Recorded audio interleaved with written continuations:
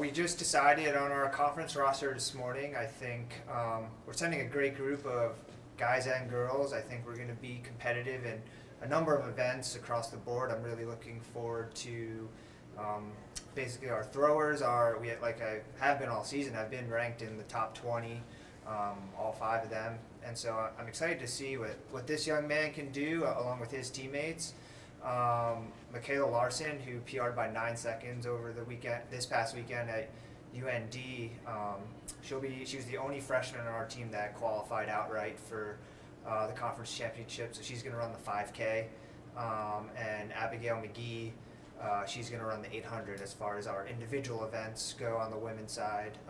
Amber Hunsacker, she's going to throw. Excuse me. She's going to throw the shot put in the weight throw.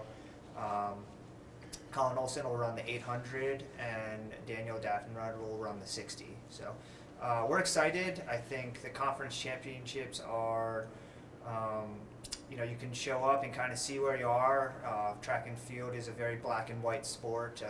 You know where you're ranked. You know who you're compared against. But I think going there, it's all about competing. When you stand on the starting line, everyone's ranked 0. Anything can happen on the day. So I'm excited to kind of get there and for them to give them their best effort and kind of see where it puts us.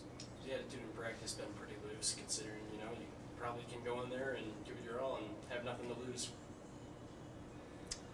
I mean, yeah, that's kind of the thought going in.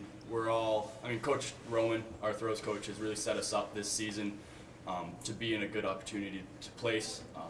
I know all of our throwers have been consistent, and that's kind of what we have to do going into conference, is just to be consistent, bring our A game, and just compete, because not everybody is going to be competing at the level that they should. So we can sneak in a couple guys and place where we're supposed to, or even place higher. So I think we're set up to go.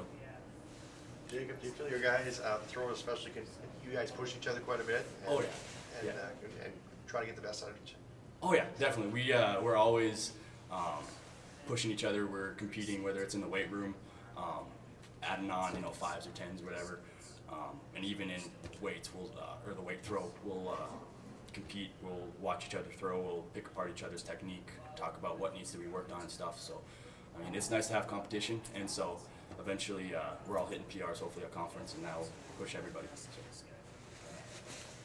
Coach, you mentioned it's sort of like a black and white sport. You can kind of tell quickly where you're at. Does that help you evaluate any simpler or have some confident goals in your team coming in? Because you haven't been here for a real long time, but still you're already at a conference championship meet. Does it make it easier for you to evaluate your team? Well, I think it does, in a sense that I can see, how far they've come in the short period of time that I've known them.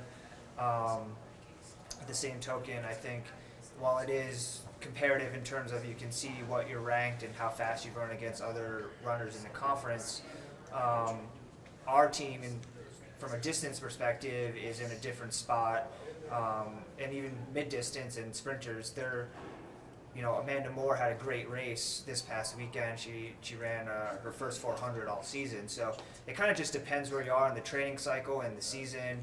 And you may say, they're about to peak, or they're about to, run their fastest times, they're still ahead of them. Or you may look at, someone else in the conference and say, well, they typically don't show up at the conference championships, or, they haven't had a good last couple of races. So while it is, you can run your fastest time early in the season and never touch it again, at the same time, you got to kind of see what they've done the last couple of races in terms of how they stack up heading into this weekend.